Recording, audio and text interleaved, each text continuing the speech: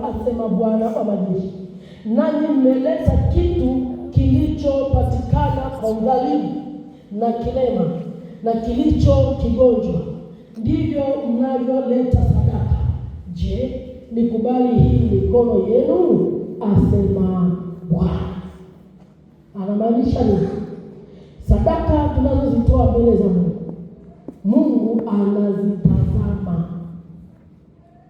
Mungu akizitazama, anaona kilema, anaona manunguniko, anaona udhalimu, lakini aone furaha na moyo wa shukrani.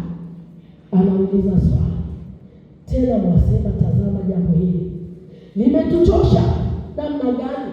Maana yake mtu anaambiwa mtolee Mungu, anasema wamenichosha na sadaka yao, wamenichosha na mambo mengi, leo hii, kesho hii, kesho hii. Lakini mtu huyo leo pata anasendofu, kesho anajenga imara, kesho anajenga nyumba, kesho anaanda, haoni kama anamchosha Mungu.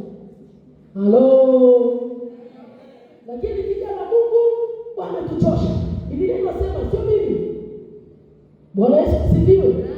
Anasema tena wasema, tazama jambo hili limetuchosha namna gani? Na Mungu anasema sasa, nani mmenidharau? Anasema, asema Bwana wa majeshi. Kumbe tunaponung'unika, Mungu anatutazama kwa jicho lingine, kwamba tumemdharau yeye. Tumemdharau yeye. Anasema, asema Bwana wa majeshi, nanyi mmeleta kitu kilichopatikana kwa udhalimu na kilema na kilicho kigonjwa, ndivyo mlivyoleta sadaka. Kwamba tunamtolea Mungu kweli, lakini zile sadaka tunazomtolea Mungu zimejaa manunguniko, zimejaa udhalimu, zimejaa kutokufurahia, hazina baraka. Na ndipo anapouliza, je, nikubali sadaka hii mikononi mwenu? Asema Bwana,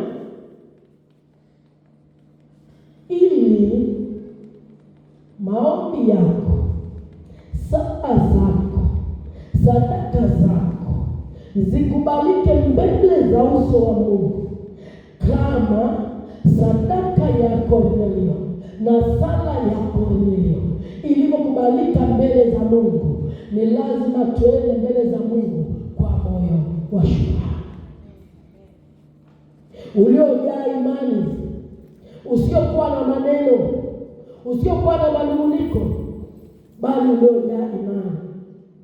Tena wala ambao wanazishanga maneno kwenye kanisa ni wala ambao hatui. Kumbe unazidi kujimaliza, unazidi kujinimiza.